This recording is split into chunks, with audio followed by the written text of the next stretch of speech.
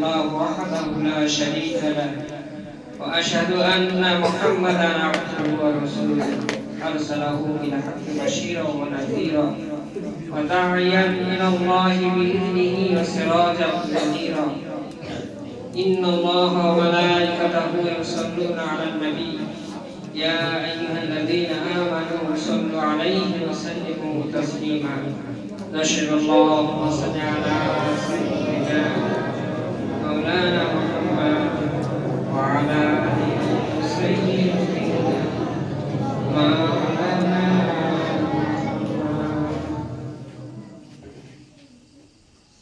سلفية حاضرين مجلس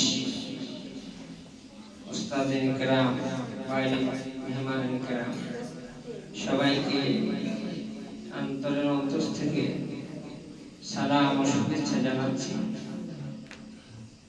আজকে দোয়ার মজলিস যে কোরআন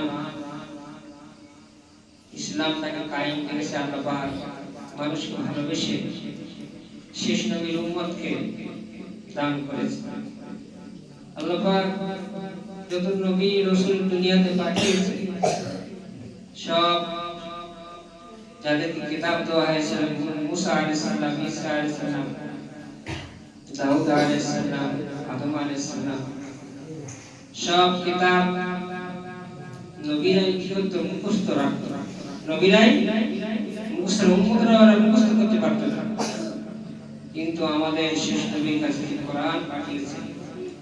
এই কোরআনের একটাই মুজিজা হচ্ছে এই যে কোরআন ছোট ছোট বাচ্চা থেকে শুরু করে 8-10 বছর থেকে শুরু করে 80-90 বছরের বুড়োরা পর্যন্ত এটা ইয়াদ করে, ইয়াদ করতে পারে, ইয়াদ করে রাখে। কিন্তু আগেকার যেসব তাওরাত, জবুর, ইনজিল সব আল্লাহ পাক আসমানি কিতাব পাঠিয়েছে, ওইসব কিতাবগুলো নবীরা ছাড়া অন্য কেউ পড়তে পারতো না, আর সেটা তারা মুখস্থ করতে পারতো না, সেটা মুখস্থ করতে। তো কোরআনের সবচেয়ে বড় মুজিজা এই যে এইসব বাচ্চাগুলো ধরে রেখে দিয়েছে আল্লাহ পাক আমাদের পড়ার তৌফিক দিয়েছে। এইটাই হচ্ছে সবচেয়ে বড় জিনিস। খায়রুকুম মান তাআল্লামাল কোরআন ওয়া আল্লামা। আল্লাহ নবী বলেন সবথেকে বেহতরিন মানুষ ওই মানুষ যে কোরআন পড়ে এবং পড়ায়। কোরআনের মুজিজা যদি আমরা সারা দিন সারা রাত এরকম করতে চাই মুসলসল, তো আমাদের এই কোরআনে আমরা কি করতে পারবো না? নতুন নতুন জিনিস খুঁজে পাবো, কিন্তু কোরআনের তাফসীর খুঁজে পাবো না। কোরআনের তাফসীর আলী রাদিয়াল্লাহু আনহু একদিন সন্ধ্যের পরে মাগরিবের পর থেকে নিয়ে ঈশা থেকে সারা রাত শুধু পায়ে তাফসীর করেছে। তো কোরআনের পরে এমন মুজিজা যে মানুষ যত পড়বে তত তার থেকে কিছু নতুন নতুন জিনিস বাইর হবে, তত নতুন নতুন জিনিস বাইর হবে। কোরআন মানুষ বাচ্চাদের শিক্ষা এই জন্য দিতে হবে যে ইসলামটাকে কায়েম রাখার জন্য, দিনটাকে কায়েম রাখার জন্য আমাদের বাচ্চাদের কি করতে হবে? কোরআনের তালিম দিতে হবে। কোরআন বিরাট বড় একটা দৌলত। মানুষ পৃথিবীতে যত শিক্ষা আছে, মানুষ যদি শিক্ষা অর্জন করে,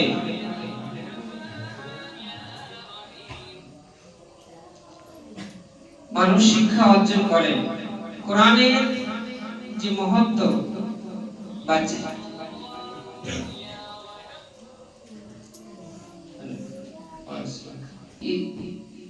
সম্মান এতগুলো মানুষের, যে কেউ কালেক্টর আছে, কেউ বড় ব্যারিস্টার, যত রকমের শিক্ষা আছে, বৈজ্ঞানিক যত রকমের শিক্ষা, ডাক্তার, ইঞ্জিনিয়ার, যত কিছু আছে, সম্মান যদি পাওয়া যায় তাহলে কোরআনের মাধ্যমে সম্মান পাবে। একজন হাফেজ হয়েছে, মাওলানা হয়েছে, সব হয়েছে, কিন্তু তার সম্মানটা কিসের? কোরআনের সাথে সম্পর্ক রাখার কারণে তার সম্মানটা।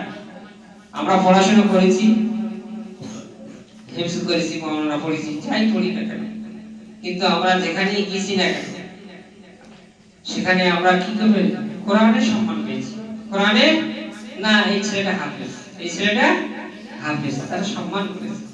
এই জন্য কোরআনে হিফজ করানো, কোরআন পড়ানো, কোরআনের শিক্ষা দেওয়া, এইটা মানুষের সম্মানের দিক থেকে, মানুষ সম্মানের আজকের মহতাজ, যে মানুষের মনে চেয়ারের সম্মানের জন্য মানুষ একটুখানি, যে মানুষ আমার সঙ্গে একটু ভালোভাবে কথা বলবে, কি আমি যাব চলবো, সেখানে আমার সঙ্গে পেছনে পেছনে লোকজন যাবে, আর কি আমার কোনো মজলিস হবে, সেখানে আমার ভালো জায়গা বসতে দেবে, একটা সম্মানের তালাশ, সে খুববে যা বলা হয়, যেটাকে সম্মানের মহব্বত, সম্মানের মহব্বত, যে সম্মান যদি পেতে হয় তা একমাত্র কোরআনই দিতে পারে সম্মান। সেই জন্যই বাচ্চাদেরকে কোরআন শিক্ষা দেওয়া, কোরআনের করা, তার সম্মানটাকে বাড়িয়ে দেবে, তার সম্মানটাকে বাড়িয়ে দেবে। আল্লাহ পাক দেশের দিনে আল্লাহর মালিক, আমাদের বাচ্চারা এই কত কষ্ট করে পড়াশোনা করে, কত দিনের পরে কত দিন পড়াশোনা করেছে, করে কি শিখেছে? কোরআন শিক্ষার জন্য। আর আল্লাহ পাক সব জায়গায় দেখো, কোন বাচ্চারা কোরআন পড়ানোর বাচ্চার কোনো জায়গায় বেইজ্জতি হয় না, কোনো জায়গায় বেইজ্জতি হয় না। সেজন্যই মানুষ এমএ বিএ পড়ে কত মানুষ এদিক ওদিক ঘোরাফেরা করছে, এ ঠোকর মারছে, সে ঠোকর মারছে, কিন্তু কোরআন পড়নেওয়ালা, যে কোরআন শিখেছে, কোরআন পড়েছে, সে আল্লাহ পাক যার যেখানে মোটা ভাত কাপড় হোক, যেমন তার শান্তিতে রেখে দিয়েছে, শান্তিতে রেখে দিয়েছে। সেজন্য কোরআনের মতো তালিম বিশ্বে আর কোনো তালিম নেই। হ্যাঁ, এই তালিম আছে, দুনিয়ার তালিম ঠিক আছে, কিন্তু এইবার একটা বাচ্চা, এই এখানে আমার মেয়ে 10-10.5 বছর বয়স, একে আমি 4 পাস করার আগে কি করলাম? কোরআনের তালিম দিলাম। পাস করার পরে, এইবার 4 পাস করার পরে এইবার আপনি কি পড়াবো নাকি? ইঞ্জিনিয়ার, ডাক্তার, ব্যারিস্টার, যা কিছু পড়াতে চান এই সব কিছু পড়তে পারবে, সব কিছু পড়ার ক্ষমতা রাখবে। কিন্তু একবার ওই যে ধাক্কা দেওয়া হলো, এই যে চললেন, এই যে বাচ্চারা দোলে দেখেছেন, দোলার যেটা প্র্যাকটিস, এটা এখান থেকে তৈরি করে দেওয়া হলো। সেই জন্য একে যে রাস্তায় নিয়ে যাবে সেই রাস্তা ও অতিক্রম করতে এদের কোনো বাধা নেই। সেই জন্য আমাদের ছোট ছোট বাচ্চাদেরকে শুদ্ধ তুলতে হবে, কি ছোট বাচ্চাদের হেফজ করাতে হবে।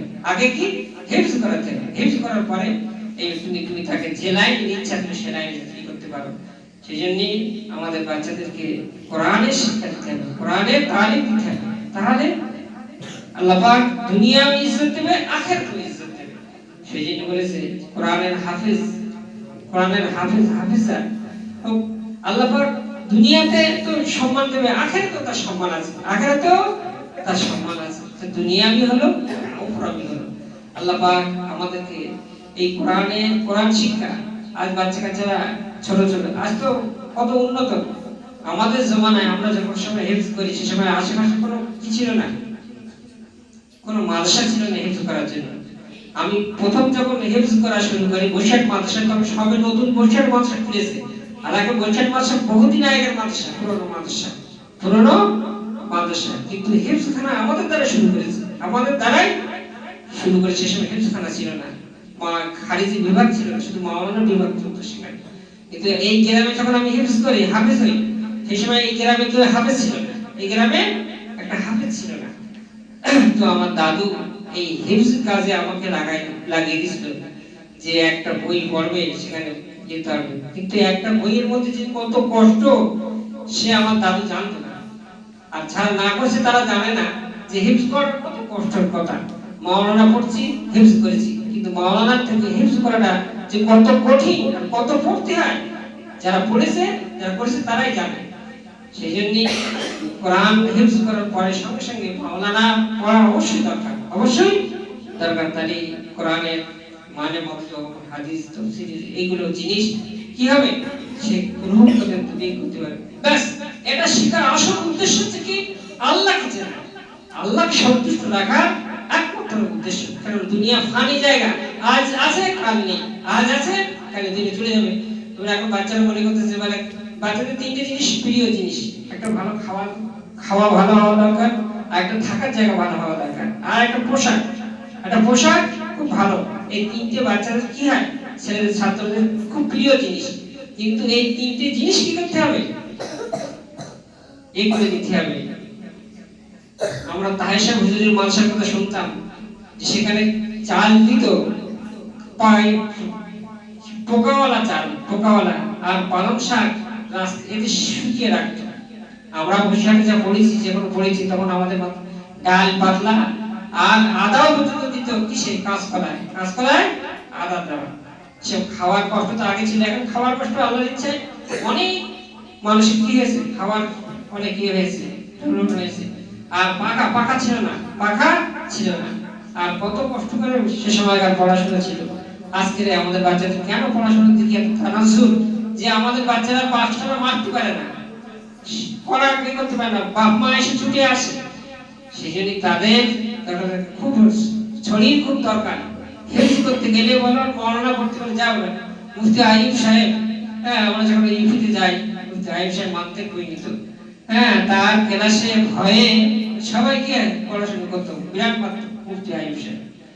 তো মাননীয় ইহসানুল্লাহ সাহেব এরকম কান ধরে এরকম করে এমন করে ডাকবে, খরা মানুষ ছিল, প্রতিবন্ধী মানুষ। তো এইসব ওস্তাদের কথা মনে পড়ে যে এরা কত পড়া ছিল এবং পড়া পড়িয়েছে বলে আজ কিছু শেখার আল্লাহ পাক তৌফিক দিয়েছে। তোমরা এই মনে করো না যে ওস্তাদরা খাওয়া দাওয়া ভালো না, আর এখানে পরিবেশ ভালো নেই, না এই না, এদের থেকে আরো খারাপ পরিবেশ আছে, আরো খারাপ জায়গা আছে। এই পড়াশোনার জন্য তিনটে জিনিস কোরবানি করতে হবে, তাহলে আমাদের পড়াশোনা খুব ভালো হবে। আর আমাদেরকে তালিম দিতে হবে, তালিম নিতে হবে, পড়তে হবে। হেফজের একটা ক্লিয়ার জিনিস আমাদের উপলব্ধি হয়েছে কি জানো, হেফজের শুধু পড়া, সে যত গভীর ব্রেন তার খুবই খারাপ, কিন্তু তার পড়াশোনা কি হবে, সব সময় যদি করতে হবে, সব সময় যদি করতে হবে, তাহলে তার ইয়াদ হবে, তার থাকবে। আজকে আমাদের পড়াশোনার এসে গেছে, মানে কমই এসে গেছে, মানে যতটুকু পড়া ততটুকু। আমার মেয়েটা হেফজ করাবার সময় তার পড়াতে গেলে কি হয়, ছড়ি নিয়ে বসতে হয়। তারপর মায়ের খাওয়ার পরে শুরু করে, তারপরে কত পরিশ্রমের পরে একটা বাচ্চা তৈরি হয়ে যায়। উস্তাদরা কত পরিশ্রম করে একটা বাচ্চার জন্য।